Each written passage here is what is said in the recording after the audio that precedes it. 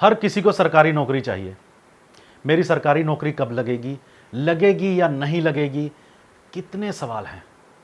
पर यह सब सवाल नहीं है, यह सपना बन गया है हर किसी का। भाई कौन सा ऐसा योग है जो सरकारी नौकरी के लिए जिम्मेदार है? कुंडली का कौन सा ऐसा ग्रह है जो सरकारी नौकरी दिलाता है? आज बताऊंगा आपको। मेरे साथ इस वीडियो के अंत तक बने रहिए, नहीं तो बहुत अच्छा वीडियो आपके हाथ से निकल जाएगा। इससे आपको जो ज्ञान मिलने वाला है ना, वो आपके बहुत काम आने वाला है। नमस्कार, मेरा नाम है अशोक। ओरिजिनल कंटेंट चाहिए ना, तो इस चैनल को सब्सक्राइब जरूर कर लेना। 3 चीजें जरूरी हैं सरकारी नौकरी के लिए।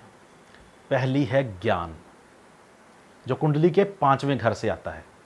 दूसरा प्रैक्टिस, जो कुंडली के 8वें घर से आती है। और तीसरी जो है ना, वो है किस्मत, वो आती है कुंडली के 9वें घर से। दर्शकों, यह पढ़ाई भी हो जाएगी, यह अभ्यास भी आप कर लोगे, वो भी आपके हाथ की चीज़ है। ये जो किस्मत है ना, ये कभी कभी आखिरी मोड़ पर, आखिरी मोमेंट पर धोखा दे जाती है। पता चला हम तो एक नंबर से रह गए भाई। मेरी बात ध्यान से सुनना। 5वां घर जो है ना कुंडली का, वह प्राइमरी से लेकर बीए तक की पढ़ाई का है। आपकी कुंडली का 5वां घर अच्छा है, ये मान के चलिए, क्योंकि ज्ञान प्राप्त करने का जो जुनून जो है आपको।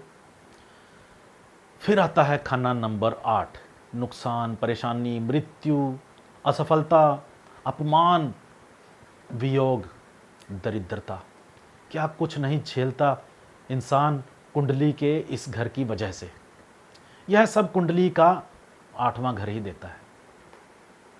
बार बार फेल होकर प्रैक्टिस करना, कष्ट उठाना, अपमान सहन करना, दरिद्रता देखना, पैसा नहीं है, मुसीबत है, अपने पैरों पर खड़ा होना है, कुछ बनकर दिखाना है, यह विचार मन में घूमते रहते हैं ना, तो मेरी बात सुनो। आपकी सरकारी नौकरी लग सकती है, क्योंकि आपके अंदर ये जुनून है। यह जुनून आया कहाँ से? आप ही के जीवन के संघर्षों से। और यह संघर्ष इसी स्थान से देखते हैं। जितना कष्ट कुंडली में लिखा है, जितना कष्ट आपकी कुंडली में है, उतना ही 8वां खाना बलवान होगा। जितनी बार आप प्रैक्टिस करोगे, उतना ही आप पक्के हो जाओगे। सरकारी नौकरी चाहिए ना, तो बार बार प्रैक्टिस करो, बार बार प्रैक्टिस करो। इतनी प्रैक्टिस कर लो कि फेल हो जाने का चांस ही ना रहे। वो दोहा सुना है? करत करत अभ्यास के जड़मति होत सुजान, रसरी आवत जातते सिल पर परत निशान। 55 में एक कहानी सुनी थी। एक बच्चे की कहानी है। बड़ा ही मूर्ख था, उसे कुछ याद नहीं रहता था। 10 साल बीत जाने के बाद भी वह फेल हो गया। एक दिन अध्यापक ने कह दिया कि भाई वरदराज, वरदराज होता है बैलों का राजा, वरदराज तुझसे ये पढ़ाई तो होगी नहीं, कोई और काम कर ले, अपना समय बर्बाद ना कर, गुरुकुल छोड़ दे। हताश हो गया, निराश हो गया, आत्महत्या करने के लिए कुएं पर जा पहुंचा।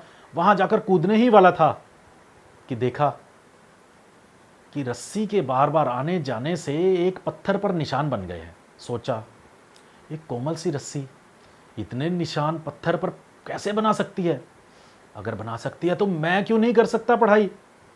बस उसी दिन से वो बच्चा वरदराज नहीं रहा, वो तो विद्वान बन गया। अब उसने इतनी पढ़ाई की, इतनी पढ़ाई की, इतनी पढ़ाई की कि ग्रंथ की रचना कर डाली। लघु सिद्धांत कौमुदी, संस्कृत का महान ग्रंथ रच डाला। एक मूर्ख व्यक्ति बहुत बड़ा विद्वान बन गया। कैसे हुआ यह संभव? जुनून से। आपको भी यही करना है, प्रैक्टिस करनी है, बस जुनून के साथ प्रैक्टिस करनी है। 8वां खाना बलवान हो जाएगा। एक बात बताऊं, मुझे पता है ज्ञान भी आप प्राप्त कर लोगे, पढ़ाई भी आप कर लोगे, प्रैक्टिस भी आप कर लोगे, वह भी आपके हाथ की चीज है।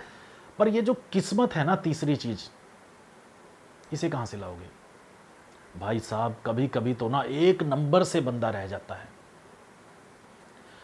9वें खाने को अच्छी तरह से देख लो, कहीं वहां राहु तो नहीं बैठा है। अगर बैठा है तो दुगनी नहीं 10 गुना मेहनत करनी पड़ेगी, 10 गुना, तब जाकर सरकारी नौकरी मिलेगी। अगर शनि बैठा है तो 5 गुना मेहनत तो पक्की है। यदि बृहस्पति बैठा है, शुभ ग्रह, तो भी भाई मेहनत करे बिना कैसे पास हो जाओगे? किस्मत आपका साथ जरूर देगी। तो दर्शकों, क्या पता चला इस वीडियो से? अभी खोलकर देखो अपनी कुंडली, अभी खोलकर देखो अपनी कुंडली और देखो कि 9वें खाने में कौन बैठा है। बेसिक जानकारी नहीं है ना ज्योतिष की, कोई बात नहीं, भेज दो अपनी बर्थ डिटेल्स कमेंट बॉक्स में मुझे, लाइक कर दो, शेयर कर दो, सब्सक्राइब कर दो, ताकि हम सबसे पहले आपको उत्तर दें। हम बताएंगे आपको कि आपकी कुंडली में सरकारी नौकरी के कितने चांस हैं। हमें अपना कीमती समय देने के लिए दिल की गहराइयों के साथ शुक्रिया।